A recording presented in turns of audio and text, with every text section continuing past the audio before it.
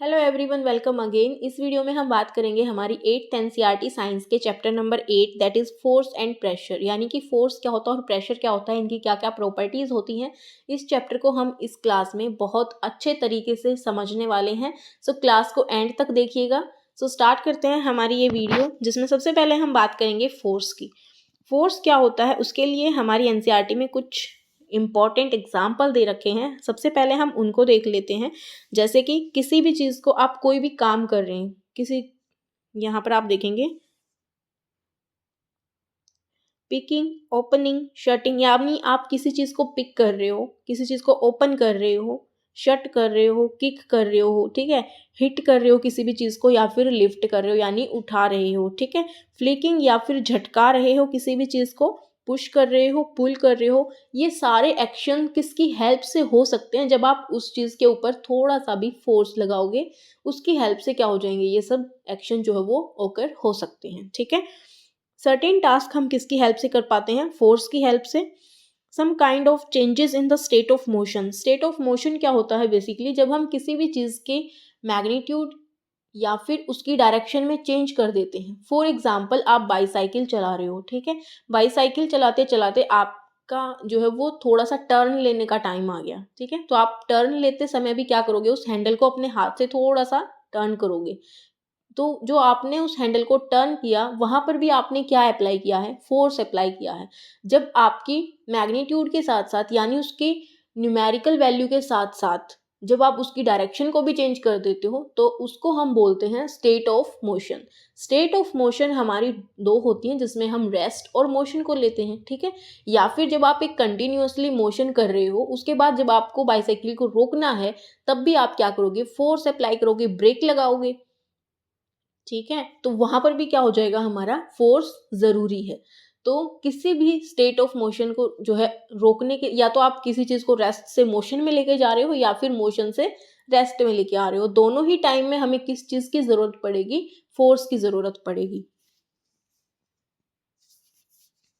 यहाँ पर आप एग्जाम्पल देख रहे हो, जैसे यहाँ पर बॉल को कैच करना, या फिर हॉकी के लिए इस बॉल को जो है इसका मोशन चेंज करना। जैसे जो हॉकी होती है उसको खेलते खेलते हमें डायरेक्शन भी चेंज करनी होती है अपनी टीम के पास, जब आप उसको पास करते हो, ठीक है, तो यानी वो उस बॉल की क्या कर रहे हैं? स्टेट को चेंज कर रहे हैं, ठीक है। उसके बाद हम बात करते हैं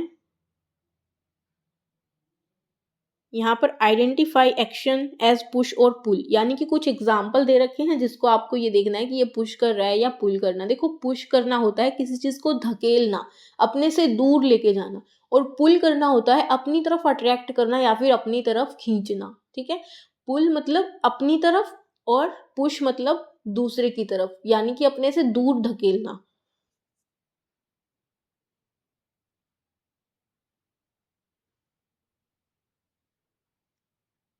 यहाँ पर फोर्स की डेफिनेशन पढ़ेंगे हम। ए पुश और ए पुल ऑफ एन ऑब्जेक्ट, यानी किसी भी ऑब्जेक्ट को जब आप पुश करते हो, जब आप पुल करते हो, तो वो क्या होता है? हमारा फोर्स होता है, ठीक है। Next point is force are due to an interaction. यानी कि जो फोर्स है वो कब लगेगा? यहाँ पर एक एग्जाम्पल दे रखा है जिसको आप अच्छे से देख सकते हो। ये आदमी जो है इस गाड़ी के पास खड़ा है, जब तक ये इसको टच नहीं करेगा, क्या इस गाड़ी को आगे धकेल सकता है ये?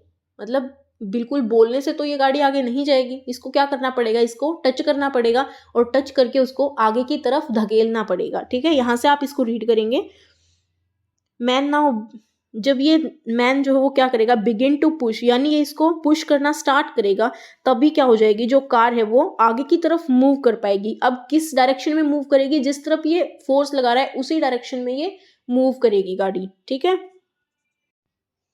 अब यहाँ पर आप देखेंगे, suppose the man now begin to push the car, यानी अभी तक ये इसके पीछे वैसे ही खड़ा था, लेकिन अब इसने क्या किया है? स्टार्ट कर दिया है उसको पुश करना, the car, that is he applied a force on it, the car may begin to move in the direction of the motion।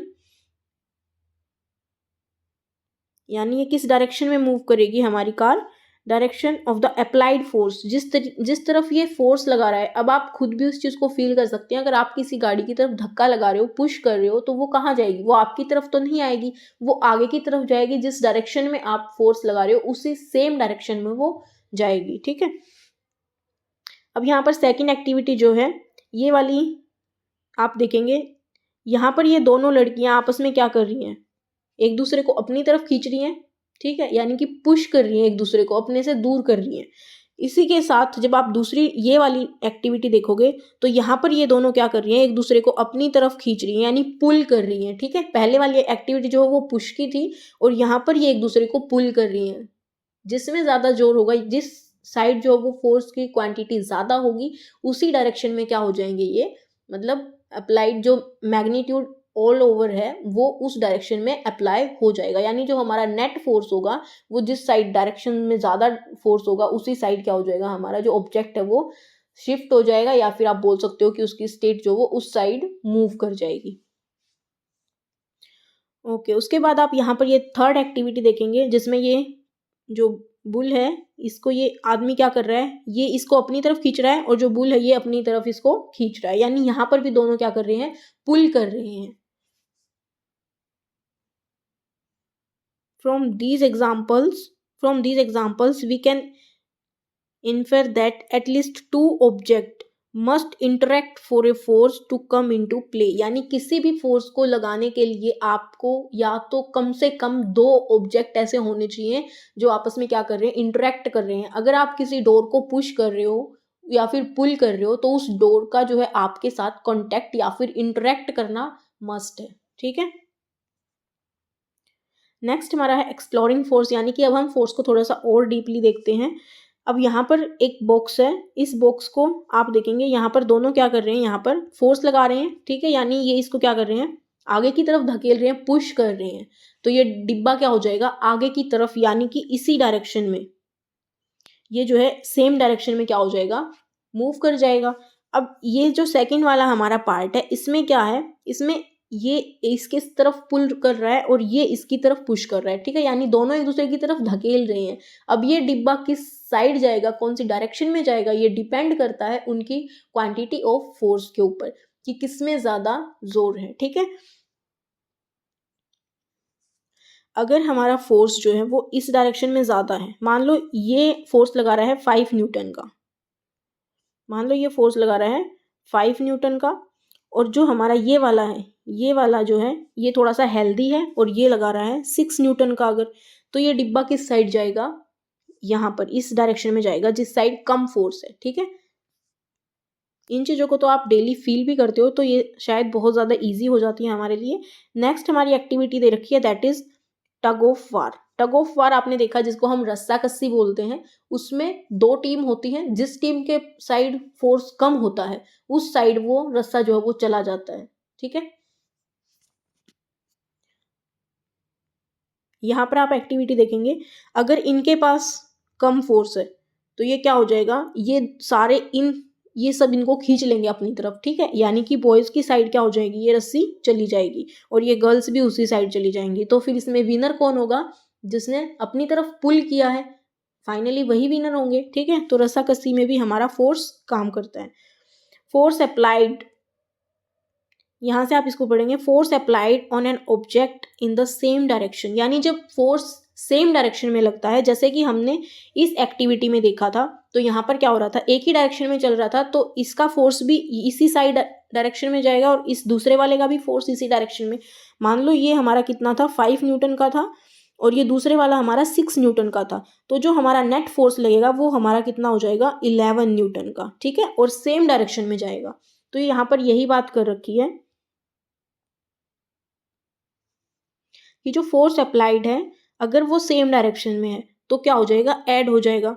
In the second case अगर हमारे दो फोर्सेस अपोजिट डायरेक्शन में काम कर रहे हैं तो नेट फोर्स क्या हो जाएगा, difference between the two forces.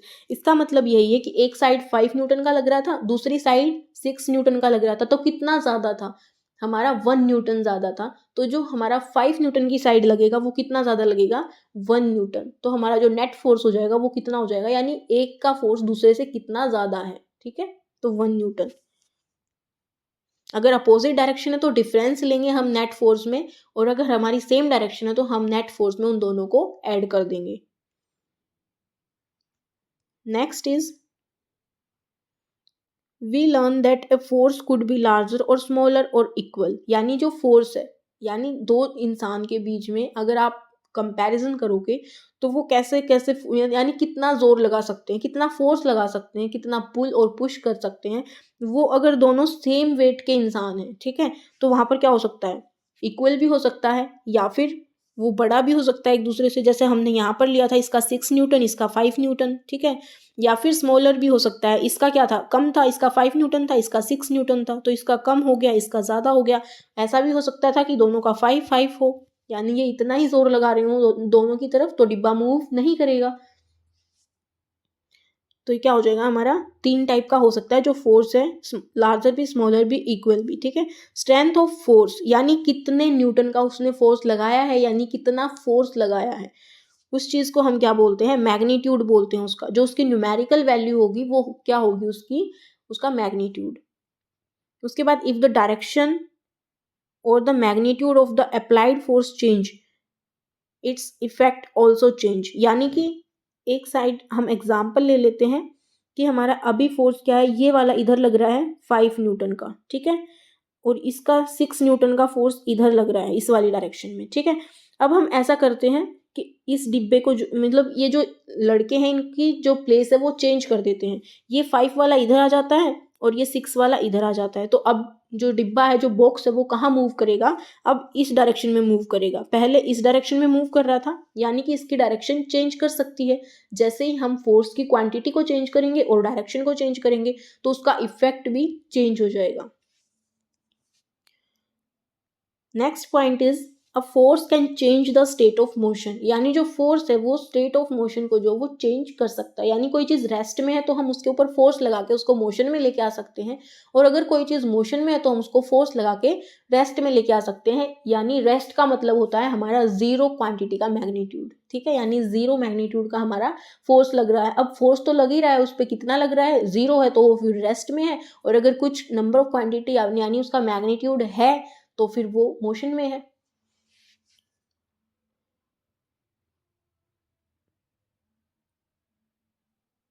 यहाँ पर एक एक्टिविटी आप देखेंगे जिसमें ये बॉल क्या है, a ball at rest begin to move when a force is applied on it. एक बॉल को अगर आप उछाल रहे हो ऊपर, तो बॉल पहले रेस्ट में थी, उसके बाद आपने उसके ऊपर फोर्स लगाया और वो ऊपर की तरफ गई, फिर वो नीचे आएगी, फिर ऊपर जाएगी, फिर नीचे, यानी वो मोशन में आ गई है, ठीक है। Force applied on an object में चेंज इट्स स्पीड, यानी कि जो फोर्स हम अप्लाई कर रहे हैं वो किसी भी ऑब्जेक्ट की स्पीड को चेंज कर सकता है। अब वो डिपेंड करता है कि हमने किस डायरेक्शन में फोर्स लगाया है। If the force applied on the object is in the direction of its motion, अगर हम किसी ऑब्जेक्ट के मोशन की डायरेक्शन में ही जो है फोर्स अप्लाई कर रहे हैं तो वो क्या कर देगा, उसकी स्पीड को इंक्रीज कर देगा, और अगर उससे अपोजिट डायरेक्शन में अगर हम फोर्स अप्लाई करते हैं तो वो क्या कर देगा, उसकी स्पीड को, मतलब उसकी स्पीड को कम कर देगा, ठीक है। यानी कि direction opposite to the direction of motion, if then it result in a decrease in the speed, यानी कि उसकी स्पीड में क्या हो जाएगी, कमी हो जाएगी। इसके एग्जाम्पल के लिए हम लेते हैं, मान लो हम कोई भी गाड़ी जो है वो ड्राइव कर रहे हैं, तो ड्राइव करते समय अगर हमने स्पीड को बढ़ा दिया यानी फोर्स ज़्यादा लगा दिया तो क्या कर देंगे, हमारी जो स्पीड है ऑटोमेटिक जो कार की वो क्या हो जाएगी, इंक्रीज हो जाएगी। सेकंड केस, अगर हमने उसके ऊपर ब्रेक अप्लाई किए यानी कि उसके अपोजिट डायरेक्शन में फोर्स लगाया तो वो क्या हो जाएगी, धीरे धीरे रुक जाएगी, यानी उसकी जो स्पीड है वो कम हो जाएगी। उसके बाद नेक्स्ट हम बात करते हैं, यहाँ पर 2 एक्टिविटी और दे रखी हैं। जैसे कि आपने ये बॉल देखी, ठीक है, इस बॉल को आपने एक स्ट्रेट लाइन में क्या कर दिया, यानी फ्लोर के ऊपर छोड़ दिया, तो वो रोल करती करती कहाँ आ जाएगी, यहाँ आ गई, यानी इसकी जो मोशन है वो रेस्ट से कहाँ आ गया, मोशन में आ गया, ठीक है, इसकी स्टेट। दूसरे केस में यहाँ पर क्या ले रखा है, एक स्केल ले रखा है आपने, और उस बॉल से क्या कर रहे हो, उसको हिट कर रहे हो। जैसे हम जो रबड़ वाली बॉल होती है उससे क्या करते हैं, जो स्केल होता है हमारा, उससे हम उसको टिप करवा सकते हैं, यानी कि वो उसके साथ जंपिंग कर सकती है, यानी उसकी जो मोशन की जो स्टेट है वो क्या हो रही है, चेंज हो रही है। यहाँ पर आप देखेंगे game of volleyball, player often push the moving ball, यानी जो वॉलीबॉल के टाइम पे जो प्लेयर होते हैं वो क्या करते हैं, बॉल को पुश करते हैं, their team make a winning move, यानी कि आपने देखा है जो वॉलीबॉल का गेम होता है उसमें वो धीरे धीरे उसकी डायरेक्शन को भी चेंज कर देते हैं, यानी एक प्लेयर दूसरे प्लेयर को जो जो बॉल जो है वो पास करता है तो वो उसकी डायरेक्शन को चेंज कर देता है ताकि वो अच्छे से गोल कर पाए, ठीक है। यानी कि वो मोशन के साथ साथ क्या कर रहा है, उसकी डायरेक्शन को चेंज कर रहा है, ठीक है। सेम अगर आप क्रिकेट में देखेंगे तो जो प्लेयर होता है वो क्या करता है, उसको हिट करता है जिस डायरेक्शन में वो, फॉर एग्जाम्पल बॉल, यहाँ पर कोई भी बैट्समैन है, ठीक है, और बॉल इस साइड से आई और यहीं से क्या किया बैट्समैन ने, उसको हिट करके दूसरी डायरेक्शन में भेज दिया, यानी उसकी डायरेक्शन क्या हो रही है, यहाँ पर भी चेंज हो रही है। तो इसमें आप क्या बोल सकते हैं, इन सभी एग्जाम्पल्स से the speed and the direction of a moving ball change, यानी जो क्रिकेट में है वो स्पीड और डायरेक्शन दोनों ही क्या हो जाती हैं, चेंज हो जाती हैं। ए change in either the speed of an object, या तो उस ऑब्जेक्ट की स्पीड में चेंज हो, और its direction of the motion, या फिर उसके मोशन की डायरेक्शन में चेंज हो, या फिर दोनों में ही चेंज हो। ये क्या डिस्क्राइब करता है, change in its state of motion, यानी कि स्टेट ऑफ मोशन में चेंज आया है, ठीक है। तो यहाँ पर जो चेंज होगा वो कहाँ होगा, उसकी स्पीड में भी हो सकता है, उसकी डायरेक्शन में भी हो सकता है, और दोनों में भी हो सकता है। उनको हम क्या बोलते हैं, change in its state of motion. Thus a force may bring a change in the state of motion। ऐसे में हम क्या कंक्लूड कर सकते हैं कि जो फोर्स होता है वो किसी भी ऑब्जेक्ट के मोशन की स्टेट को चेंज कर सकता है। यहाँ पर आप देखेंगे स्टेट ऑफ मोशन किसको बोला गया, या तो इधर वो रेस्ट में है और in motion. Next is force can change the shape of an object, यानी किसी ऑब्जेक्ट की शेप को चेंज करना। यहाँ पर आपको जो एग्जाम्पल दिखेंगे that is example of spring. आपको पता है जो साइकिल की सीट होती है उसमें क्या होता है, यहाँ पर आप देखेंगे उसमें स्प्रिंग लगा होता है। स्प्रिंग क्या करता है, उसकी शेप को चेंज करता रहता है, यानी स्प्रिंग को आप जैसे ही स्ट्रेच करोगे वो दोबारा से अपने ओरिजिनल पोजीशन में आ जाएगा, ठीक है। यहाँ पर आप देखेंगे ए लंप ऑफ डॉ ऑन ए प्लेट, यानी जो सुबह सुबह हम आटा गूंथते हैं, ठीक है, उसकी शेप को हम चेंज कर देते हैं। स्प्रिंग हो गया हमारा, ए रबर बैंड हो गया सस्पेंडेड फ्रॉम ए हुक या फिर नेल, यानी उसको जितना खींचोगे आप वो दोबारा से अपनी शेप वहीं पे लेके जाएगा, यानी वो शेप को चेंज कर रहा है।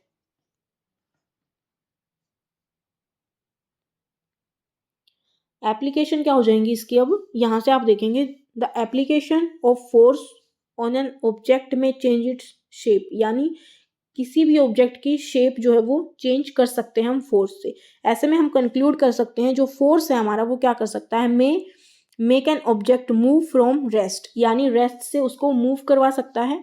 सेकंड, जो हमारा फोर्स है वो चेंज कर सकता है स्पीड की किसी भी मूविंग ऑब्जेक्ट की।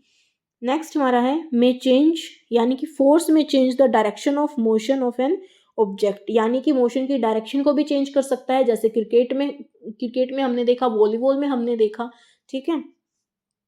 उसके बाद मे bring about A change in the shape of an object, जैसे डॉ की शेप चेंज हो गई थी आटे की, ठीक है। मे कॉज सम और ऑल ऑफ दीज इफेक्ट्स, यानी कि एक भी इफेक्ट हो सकता है और बाकी के इफेक्ट भी हो सकते हैं। Next is contact forces. हमारे टू टाइप्स के फोर्सेस होते हैं, कॉन्टैक्ट फोर्सेस और नॉन कॉन्टैक्ट, ठीक है। नाम से ही आपको दिख रहा है कॉन्टैक्ट मतलब जब कोई आपस में इंटरेक्ट करे तो उसको हम बोलते हैं कॉन्टैक्ट फोर्स, और नॉन कॉन्टैक्ट फोर्स वो होते हैं जो बिना कॉन्टैक्ट में आए, यानी कि बिना एक दूसरे को टच किए क्या कर सकते हैं, अपनी पावर को दिखा सकते हैं, यानी फोर्स एक्सर्ट हो सकता है। एग्जाम्पल के तौर पर अगर हम देखें तो कॉन्टैक्ट फोर्स में जैसे हमारा मस्कुलर फोर्स में क्या होता है, जैसे ही आप जैसे किसी बाल्टी को लिफ्ट करते हो, उठाते हो, तो क्या होता है, आपने उस बाल्टी को अपने हाथ से उठाया, कॉन्टैक्ट किया है आपने, ठीक है, उस बाल्टी को टच किया है, टच करके आपकी मसल्स क्या कर रही हैं, उसके ऊपर फोर्स एक्सर्ट कर रही हैं। That means this kind of force is known as contact force, ठीक है। In the other case if we talking about the non contact forces, then हम क्या बोल सकते हैं कि जिसमें हमें कांटेक्ट ना करना पड़े। For example magnetic force, magnet क्या करती है, बिना किसी भी मैग्नेटिक मटेरियल के कांटेक्ट में आए उसको अपनी तरफ अट्रैक्ट कर लेती है, ठीक है, यानी उनको अप्लाई करने के लिए उस फोर्स को एक कांटेक्ट की ज़रूरत नहीं होती। इलेक्ट्रोस्टैटिक फोर्स भी एक काइंड ऑफ मैग्नेटिक फोर्स होता है जिसको हम अच्छे से एलोबरेट करेंगे नेक्स्ट स्लाइड्स में। ओके, फर्स्ट हम बात करते हैं कॉन्टैक्ट फोर्स की, जिसमें हमारा सबसे पहले आता है मैग्नेटिक मस्कुलर फोर्स, ठीक है। मस्कुलर फोर्स को जैसे मैंने बताया जिसमें आपकी मसल्स का फोर्स लगे, ठीक है, और वो क्या होता है, हमारा कॉन्टैक्ट फोर्स होता है। कॉन्टैक्ट नॉन कॉन्टैक्ट को अगर आपको डिस्टिंग्विश करना है तो आप के लिए मैंने बताया कि अगर आप उसको डायरेक्टली टच कर रहे हो तो आपका कॉन्टैक्ट फोर्स है, और अगर नहीं टच कर रहे हो वैसे ही अगर आपका फोर्स एक्सर्ट हो जा रहा है, that means this kind of force is known as non contact force. Okay, हमारे कॉन्टैक्ट में हमारा सबसे पहला फोर्स जो है वो है हमारा मस्कुलर फोर्स, और मस्कुलर फोर्स नाम से ही दिख रहा है आपको, यानी हमारी मसल्स से जो फोर्स लगेगा। ठीक है, तो यहाँ पर एग्जाम्पल है, push an object like a school bag. आप स्कूल बैग लेके आते हैं तो स्कूल बैग हमारे कंधों पे होता है, तो हमारे कंधों पे भी मतलब वो हमारे कॉन्टैक्ट में भी होता है, और हम उसको किससे मतलब अपने कंधों की जो मसल्स होती हैं वहाँ से उनको कैरी करके लेके आते हैं, यानी उसमें फोर्स कौन सा लगता है, हमारा muscular force. Lift a bucket, this force is caused by the action of muscles in our body. The force resulting due to the action of muscle is known as the muscular force. यहाँ पर ये जो bulls हैं ये क्या कर रहे हैं, यानी इस बुलक कार्ट को किस तरीके से इनकी मसल्स की हेल्प से ही ये इसको पुल कर रहे हैं। ठीक है, muscular force can be applied only when it is in contact with an object. ये फोर्स केवल तभी एक्सर्ट किया जा सकता है, तभी लगाया जा सकता है जब उसको आप डायरेक्टली कांटेक्ट में लेंगे। ठीक है, it is also called as contact forces. Next force is friction. Friction भी हमारा एक काइंड ऑफ फोर्स होता है, और ये हमारा अपोजिट डायरेक्शन में लगता है। फ्रिक्शन को अगर आप हिंदी में ट्रांसलेट करोगे या फिर अपने एक अंडरस्टैंडिंग के लिए इसका एक अल्टरनेट मीनिंग रखोगे, दैट इज रोकना, यानी किसी चीज को रोकना। फ्रिक्शन क्या करता है, अपोज करता है हमारे मोशन को। तो फ्रिक्शन के लिए हम पढ़ेंगे the force responsible for changing the state of motion. जो भी स्टेट ऑफ मोशन की स्टेट जो है वो चेंज होती है, वो किसकी वजह से होती है, फ्रिक्शन की वजह से। अब हम फ्रिक्शन को समझ लेते हैं। फ्रिक्शन, अगर आप कहीं पर बैठे हो तो आप किसकी वजह से बैठे हो, फ्रिक्शन की वजह से बैठे हो। आपको पता है जो हमारा सरफेस होता है, मान लो ये कोई भी सरफेस है, ठीक है, एक सरफेस पे इरेगुलरिटीज हैं, यानी कि थोड़ा सा खुरदरा है। ठीक है, एक सरफेस हमारा बिल्कुल प्लेन है। बिल्कुल प्लेन मतलब अगर आप स्लाइड की बात करेंगे तो ज़्यादा इजीली हम उस चीज़ को समझ पाएंगे कि फ्रिक्शन होता क्या है। अगर हमने स्लाइड की बात की, स्लाइड मतलब जैसे हमारा स्लाइडिंग झूले होते हैं उस टाइप का। ठीक है, एक मान लो यहाँ पर इरेगुलरिटीज़ हैं, यानी कि थोड़ा सा खुरदरा यहाँ पर सरफेस है, और दूसरी स्लाइड हमारी बिल्कुल स्मूथ है। तो इसमें आप इजीली, यानी रुकावट कम किस में होगी, रुकावट का मतलब आपके माइंड में फ्रिक्शन भी होना चाहिए। ठीक है, इसमें आप इजीली क्या कर जाएंगे, स्लिप कर जाएंगे, लेकिन इसमें इरेगुलरिटीज बनी हुई हैं, यानी कि रुकावटें ज़्यादा हैं, फ्रिक्शन ज़्यादा है, इसीलिए ये क्या नहीं करेगा, आपको स्लिप नहीं होने देगा। जो हमारे ट्रैक्टर के टायर होते हैं या फिर कोई भी व्हीकल्स के टायर होते हैं, उनमें ग्रिपिंग बनाई जाती है। ठीक है, यानी कि कुछ इस शेप में क्या किए जाते हैं, उनके टायर बनाए जाते हैं ताकि ये जो बीच का स्पेस है ये वाला, ये क्या कर सके, सरफेस पे, जिस भी सरफेस पे ये कांटेक्ट करे, ये उसको अच्छे से ग्रिप कर पाए, पकड़ पाए, यानी उस चीज को रोक पाए। ठीक है, यानी फ्रिक्शन ज्यादा हो पाए, इसीलिए उसकी ग्रिपिंग बनाई जाती है। अगर कहीं पर भी ग्रिपिंग नहीं होगी, बिल्कुल स्मूथ सरफेस होगा, तो क्या हो जाएगा, कोई भी चीज स्लिप कर जाएगी। हम यहाँ पर बैठ नहीं सकते, हम खड़े नहीं हो सकते, हम अपने काम नहीं कर सकते अगर यूनिवर्स में फ्रिक्शन एग्जिस्ट नहीं करता। ठीक है, अगर हम ब्लैक बोर्ड पे लिखते हैं किसी भी चौक की हेल्प से, अगर हम लिख रहे हैं तो किसकी हेल्प से लिख रहे हैं, क्योंकि उस बोर्ड के सरफेस और हमारे पेन की जो टिप है, उन दोनों के बीच में कुछ फ्रिक्शन लग रहा है, जिसकी वजह से वो उसको रोक लेता है। ठीक है, आप खुद सोचो, अगर आपको कोई रोकने वाला नहीं है, ठीक है, आप कहीं पर भी खड़े हो तो आपके पैर और जो फ्लोर है उसके बीच में कोई फ्रिक्शन फोर्स है जो आपको रोके रखा है। अगर वो नहीं होगा तो आप फ्लोट करोगे। कोई भी चीज़ हमारी आसानी से टिक नहीं सकती। आपने सुना है कि जो स्पेस होता है वहाँ पर चीज़ें उड़ती रहती हैं, क्यों, क्योंकि वहाँ पर फ्रिक्शन नहीं है, वहाँ पर ग्रेविटी नहीं है। कुछ भी लगाओ आप, लेकिन वहाँ पर फ्रिक्शन नहीं है, इसी वजह से क्या हो जाती है, सारी चीज़ें फ्लोट करती हैं, हमारे बाल ऊपर खड़े रहते हैं। समझ पा रहे हो सिचुएशन को। तो किसी भी चीज़ को एक जगह रखने के लिए, आपकी बुक्स एक जगह रखी हुई है, इसका मतलब वहाँ पर फ्रिक्शन है। अगर वहाँ फ्रिक्शन नहीं होगा तो बुक भी हवा में तैरेंगी। आई होप कि आपको फ्रिक्शन की डेफिनेशन थोड़ी सी क्लियर हुई है। अब इसको बुकिश लैंग्वेज से पढ़ लेते हैं हम। यहाँ पर आप देखेंगे the force responsible for changing the state of motion of object in all these examples is the force of friction. It is it is the force of friction between the surface of the ball and the ground. Okay, आप एक ball को ground पे role करवाते हो, वो धीरे धीरे रुक जाती है। क्यों रुक जाती है? क्योंकि जो हमारा फोर्स था वो कम पड़ रहा है और जो फ्रिक्शन है वो ज़्यादा हो रहा है धीरे धीरे, ठीक है। यानी कि उसकी जो स्पीड है वो कम हो जाएगी और जो फ्लोर और बॉल के बीच में जो फोर्स ऑफ फ्रिक्शन है वो इंक्रीज हो जाएगा और एक स्टेज पे जाके क्या हो जाएगी, वो बिल्कुल रुक जाएगी, यानी रेस्ट में आ जाएगी because of the force of friction. तो फोर्स भी हमारा एक टाइप का फ्रिक्शन ही होता है, ठीक है। यानी फ्रिक्शन भी एक टाइप का फोर्स होता है और वो क्या करता है, चीज़ों को रोकने का काम करता है। यानी जो आपने फोर्स लगाया उसको आगे बढ़ाने के लिए वो उसको अपोज करता है, उसको रोकता है, ठीक है। Between the surface of ball and the ground and the bring, ये क्या करता है, that brings the moving ball to rest. इसी की वजह से बॉल जो वो रेस्ट में आ जाती है। Similarly friction between water and the boat brings it in a stop once you stop rowing. यानी जब एक बार आप बोट जो नाव होती है हमारी, अगर उसको आप नहीं चलाओगे, ठीक है, यानी उसको रो नहीं करोगे तो वो धीरे धीरे क्या हो जाएगी, एक स्टेज पे जाके रुक जाएगी। क्योंकि जो वाटर सरफेस है और जो हमारा बोट का सरफेस है उन दोनों के बीच में फ्रिक्शन फोर्स लग रहा है, ठीक है। और वो क्या हो जाएगा, ज़्यादा हो जाएगा एक स्टेज पे जाके और जो हमारा फोर्स था वो कम पड़ जाएगा। The force of friction always act on all moving object. जितने भी मूविंग ऑब्जेक्ट है, इवन जितने भी रेस्ट में हैं, उन सब पे भी फ्रिक्शन फोर्स लगता है, वो बस हम उन चीज़ों को फील नहीं कर पा रहे। फ्रिक्शन ऑलवेज एक्ट, यानी कि हमेशा हर ऑब्जेक्ट के ऊपर फ्रिक्शन जो है वो लगता है। And its direction is always opposite. जो भी हमारा फोर्स होता है उसके अपोजिट लगता है हमारा friction, to the direction of motion. Since the force of friction arise due to contact between surface, बिल्कुल, it is also an example of contact force.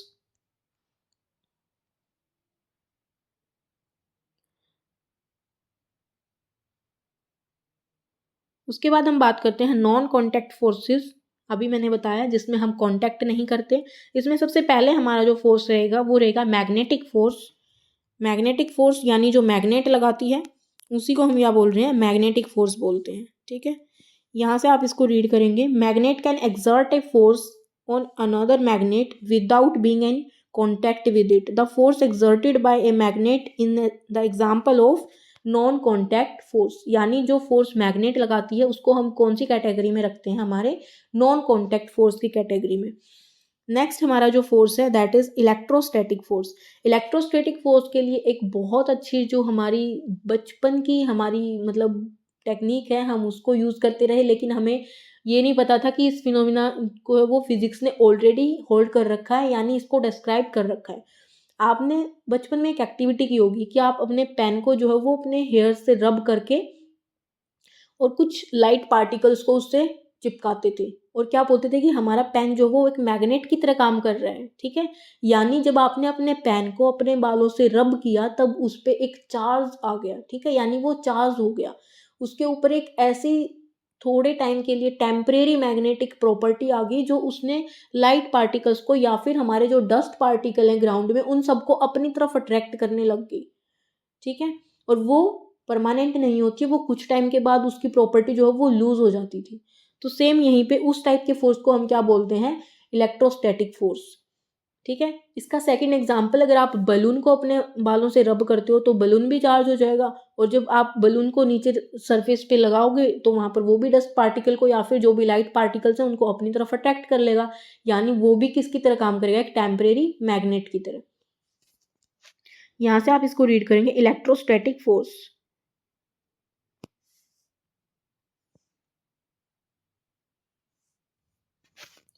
Acquired electrostatic charge after it was been rubbed with a sheet of paper such as straw in an example of charge body। आपने जिस भी चीज़ को charge किया है यानी रब किया है, जिस चीज़ को आप रब कर रहे हो वो कुछ टाइम के बाद क्या हो जाएगी, चार्ज्ड बॉडी हो जाएगी, यानी उसके ऊपर एक टेम्परेरी चार्ज आ जाएगा, ठीक है।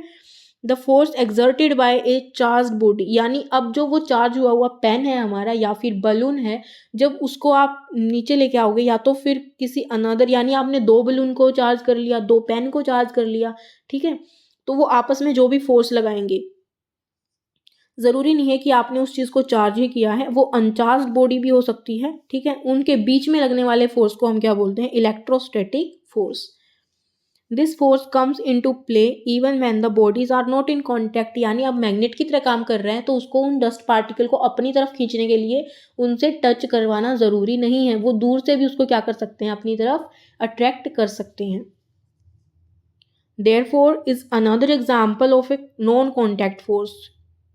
Next example is gravitational force, जो कि किसकी वजह से लगता है, हमारी ग्रेविटी की वजह से, which is the most important property of our earth and also for our atmosphere.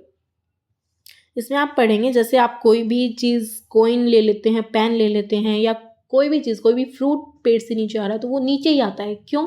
Because of the gravity power, यानी ग्रेविटी की पावर की वजह से ही वो क्या करते हैं, अर्थ उसको अट्रैक्ट कर लेती है, तो उस फोर्स को हम क्या बोलते हैं, हमारा ग्रेविटेशनल फोर्स। उस पावर को ग्रेविटी बोलते हैं और उस फोर्स को ग्रेविटेशनल फोर्स बोलते हैं, ठीक है। ऑब्जेक्ट और things fall towards the earth because it pools them, यानी जो अर्थ है वो अपनी तरफ इनको खींच लेती है। This force is called the force of gravity और just gravity. This is an attractive force. ये कौन सा फोर्स हो गया, हमारा अट्रैक्टिव फोर्स हो गया।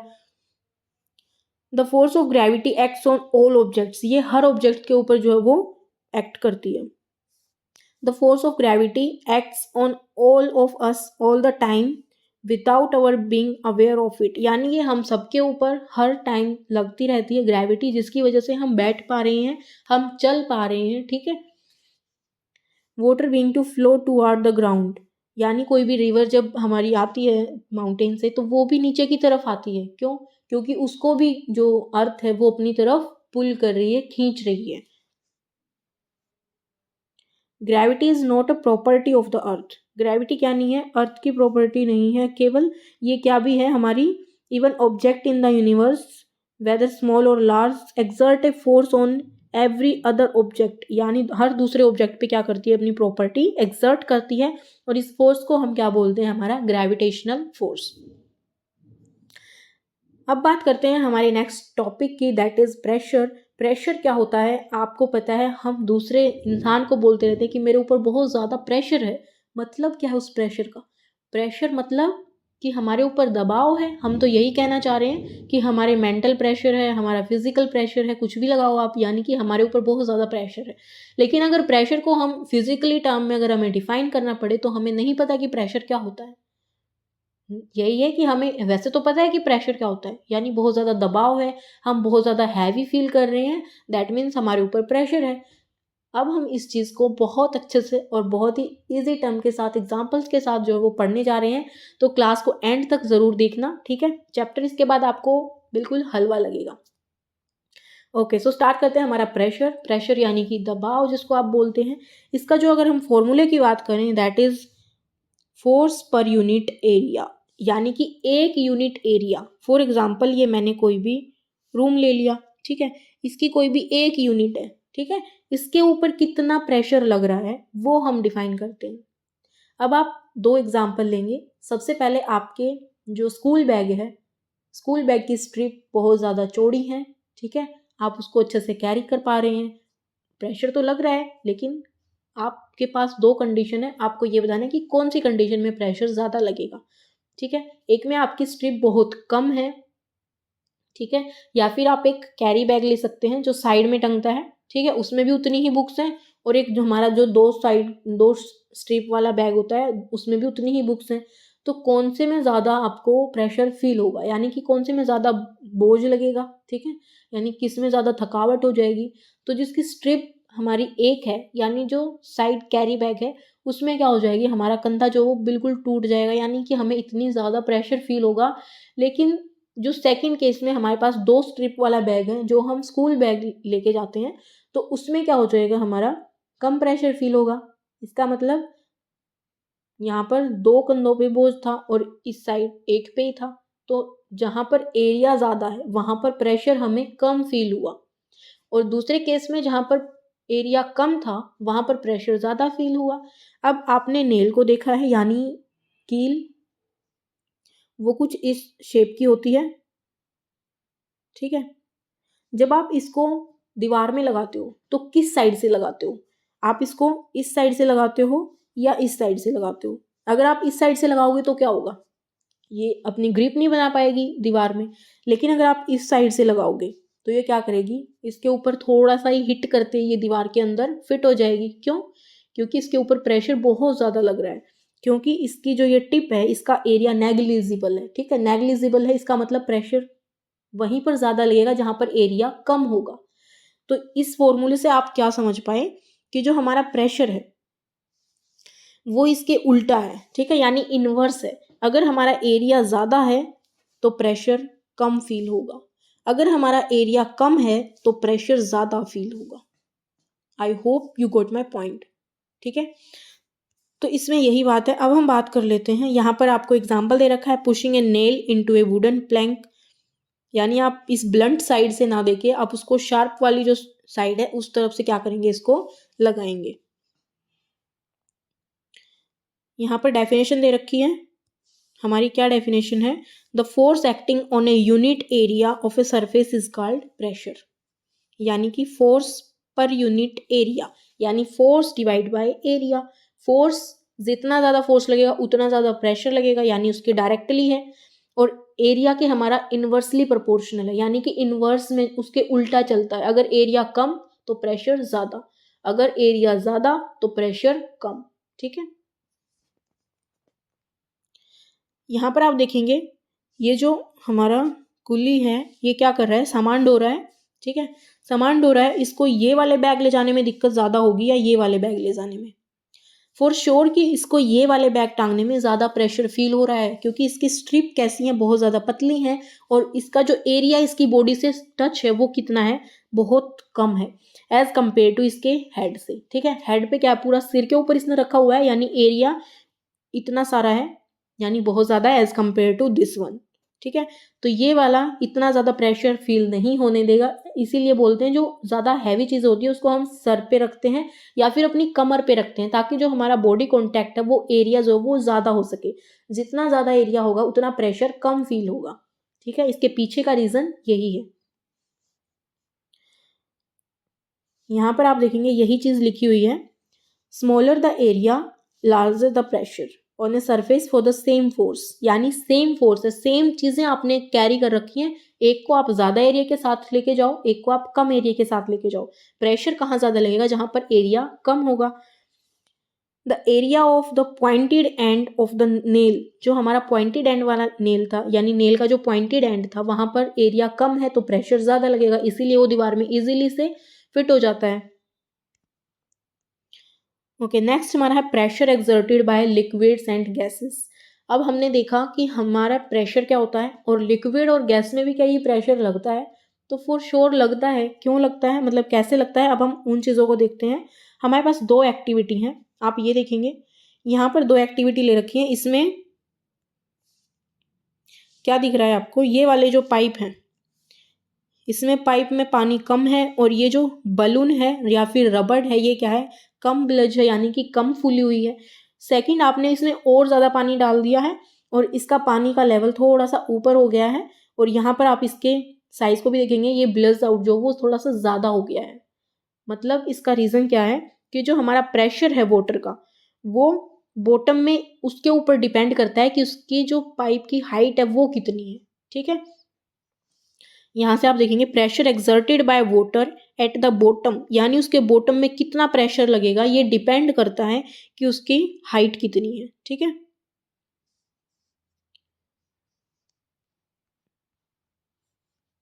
नेक्स्ट हमारा, इस बार हमने बलून साइड में लगाया है। ठीक है, उसमें कहाँ लगा था हमने, उसमें बॉटम में लगाया था। इस बार बॉटम में ना लगा के हमने क्या किया है, हम इन दोनों एक्टिविटी को एक साथ देख लेते हैं। इस बार हमने साइड में लगाया है, बॉटम में ना लगाकर।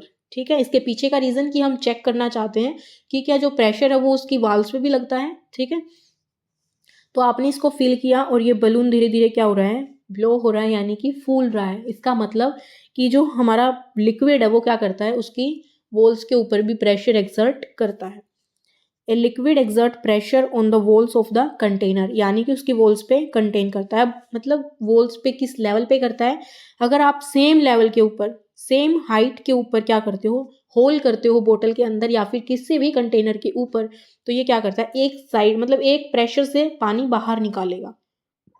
ठीक है, यानी कि ये liquid exert equal pressure of the same depth, यानी अगर आप सेम डेप्थ की, आप यहाँ से देखोगे ये वाली हाइट की बात कर रहे हैं, ये यहाँ पर भी हाइट इतनी है, यहाँ पर भी हाइट इतनी है, यहाँ पर भी हाइट इतनी है और इनका प्रेशर भी इक्वल है। तो ये मतलब आपको ये रिजल्ट याद रखने हैं कि जो लिक्विड है वो एक्सर्ट करता है equal pressure at the same depth. ये एक्टिविटी दिखाई गई है, ठीक है। अब बात करते हैं हम गैसेस की। जो गैसेस होती हैं क्या वो भी एक्सर्ट करती हैं प्रेशर को अपनी वॉल्स के ऊपर? आप एक बलून फुलाते हो, ठीक है, बलून फुलाते हो तो उसका उसका जो आगे से मुंह है वो क्या कर देते हो, बंद कर देते हो। क्यों? ताकि वो उसकी जो एयर है वो बाहर ना निकल जाए, इसीलिए। या फिर उस बलून में अगर होल है तो आप उस चीज़ को मतलब उस बलून को फुला नहीं पाओगे। क्यों? क्योंकि उसको एग्जर्ट करने के लिए कोई रास्ता ही नहीं मिल रहा है। इसका मतलब जो गैस होती है हमारी वो भी क्या करती है, उस बलून की वॉल्स के ऊपर एग्जर्ट करती है प्रेशर को। तो यहाँ पर यही है कि जो गैसेस होती हैं वो भी क्या करती हैं, हमारा exert करती हैं pressure on the walls of their container. Next point is atmospheric pressure. Atmospheric pressure यानी हमारे एटमॉस्फेयर से रिलेटेड है। जो हमारे एटमॉस्फेयर में प्रेशर लगता है उसी को हम क्या बोलते हैं, एटमॉस्फेरिक प्रेशर। लेकिन इसको अगर हमें डेवलप मतलब उस चीज़ को हमें एक्सप्लेन करना पड़े तो हम उसको कैसे करेंगे? Envelope of air is known as the atmosphere. The atmosphere air extend up to many kilometers above the surface of earth. The pressure exerted by this air, यानी ये जो एयर प्रेजेंट है वो जो भी हमारा अभी हमने देखा ना एक बलून की एक्टिविटी, उस बलून में जितनी एयर उस बलून के अंदर थी उसने क्या कर रखा था, उस बलून की दीवारों पे प्रेशर लगा रखा था, जिसकी वजह से हमारा जो बलून है उसकी शेप मेंटेन थी। तो ठीक हमारी जो एटमॉस्फेयर की एयर है वो क्या कर रही है, हमारे एटमॉस्फेयर में प्रेशर एक्सर्ट कर रही है और इसी को हम क्या बोल रहे हैं, atmospheric pressure. Atmospheric pressure is the force. Atmospheric pressure is the force of gravity on air in A column of unit area. यानी किसी एक यूनिट एरिया में अगर आपको कोई एक्टिविटी करनी है एटमॉस्फेरिक प्रेशर से रिलेटेड तो आप क्या करेंगे, एक ट्यूब लेंगे। यहाँ से आप ये ट्यूब देखेंगे, इस ट्यूब में क्या किया है, ये वाली जो ट्यूब है इसमें हमारे गैसियस मतलब पार्टिकल्स हैं, गैस हमने भर दी है और इसमें हमने फील करके देखा कि हमारी जो गैस होती है वो क्या करती है, हमारे ऊपर एक्सर्ट करती है प्रेशर। हमारी जो बॉडी होती है उसके ऊपर भी हमारा एटमॉस्फेयर जो है वो, यानी उस एटमॉस्फेयर की जो भी गैस है वो हमारे ऊपर प्रेशर लगाती है। ऑल्दो कि हमें उस चीज़ का फील नहीं हो पाता है, लेकिन फिर भी क्या करते हैं कि जो हमारे आसपास की एयर है वो चीज़ों के ऊपर प्रेशर लगाते हैं, ठीक है। उसके लिए एक एक्टिविटी यहाँ पर दिखा रखी है, जो ये हमारा रबड़ का शक्कर है, ठीक है, ये हमारा रबड़ शक्कर है। जब आप इसको चिपकाते हो, किसी भी वॉल पे चिपकाते हो, तो इसके अंदर जो हवा प्रेजेंट थी वो क्या कर दिया, वो निकल गई, यानी बाहर निकल गई। और उसके ऊपर से इसके अंदर तो अब एयर है नहीं, ठीक है, वो तो बाहर आ गई। लेकिन इसके चारों ओर से कौन है, हमारा एटमॉस्फेयर है। एटमॉस्फेयर की जो भी प्रेशर है उसकी वजह से ये उस वॉल के ऊपर चिपका रहेगा। अगर आपको वो शक्कर जो है वो निकालना है तो जो उसके सराउंडिंग में एटमॉस्फेयर प्रेशर लगा हुआ है उस एटमॉस्फेरिक प्रेशर से आपको ज़्यादा प्रेशर लगाना पड़ेगा अगर आपको उसको निकालना है, ठीक है।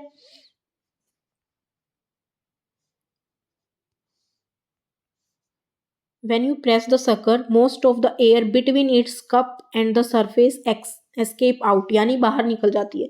जैसे ही आपने उस शक्कर को दीवार से चिपकाया तो वो जो एयर है वो बाहर निकल गई। अब उस पर सिर्फ एक ही प्रेशर लगा हुआ है, दैट इज एटमॉस्फेरिक प्रेशर। और एटमॉस्फेरिक प्रेशर को फील करने के लिए ये बेस्ट एक्टिविटी है। अगर आप इसको करेंगे तो आपको पता चलेगा, ठीक है। जब आप इसको करेंगे तो आपको दिखेगा कि जो बाहर वाला एटमॉस्फेरिक प्रेशर वो इतना ज़्यादा है कि जो शक्कर है वो परमानेंटली भी उस पर स्टिक हो सकता है, जब तक कि आपको उसको अलग ना करना पड़े। और अलग करने के लिए उसके ऊपर कितना फोर्स लगाना पड़ेगा, उस एटमॉस्फेरिक प्रेशर से ज़्यादा लगाना पड़ेगा, ठीक है। यहाँ से आप रीड करेंगे, to pull the sucker of the surface, यानी अगर आपको उसको पुल करना है तो applied force should be large amount enough to overcome the atmospheric pressure, ठीक है। यानी जो उस एटमॉस्फेरिक प्रेशर को ओवरकम कर पाए, उसको मतलब कम हो जाए, जिसकी वजह से वो, अगर आप ज़्यादा लगाओगे तो एटमॉस्फेरिक प्रेशर कम हो जाएगा, और कम हो जाएगा तो हम उसको निकाल लेंगे। The pressure inside our body is also equal to the. अब बात करते हैं हमारी बॉडी से रिलेटेड कि हमारी बॉडी पे अभी मैंने बताया कि जो हमारा एटमॉस्फेरिक प्रेशर वो हर चीज़ के ऊपर लगता है, हमारी बॉडी के ऊपर भी लगा हुआ है। हमारी बॉडी के ऊपर एटमॉस्फेरिक प्रेशर इसीलिए फील नहीं कर पाता क्योंकि हमारी बॉडी के अंदर भी उसकी इक्वल क्वांटिटी में क्या है, प्रेशर होता है। किस चीज़ का प्रेशर? हमने सुना है ब्लड प्रेशर। ब्लड प्रेशर है कहाँ से आता है? हमारे हार्ट से एक्सर्ट होता है, ठीक है। यानी हमारी जो अंदर वेसल्स है, ब्लड वेसल्स हैं, उनमें इतना ज़्यादा प्रेशर है जितना हमारे एटमॉस्फेयर में प्रेशर है, इसीलिए हम उस चीज़ को फील नहीं कर पाते। अगर दोनों साइड इधर से भी इतना ही फोर्स लगे, इधर से भी इतना ही फोर्स लगे, तो क्या फील हो पाएगा? बिल्कुल भी नहीं हो पाएगा। अभी हमने फोर्स के चैप्टर में पढ़ा है, ठीक है। तो सेम हमारी बॉडी के पास है, ये हमारा मान लो ये बॉडी है हमारी, ठीक है। इस बॉडी के अंदर का पार्ट है ये वाली, जो हमारी ब्लड वेसल्स हैं या फिर जो भी हमारा इंटरनल प्रेशर है वो इक्वल है हमारे एटमॉस्फेरिक प्रेशर से, इसीलिए हम उस चीज़ को फील नहीं कर पाते।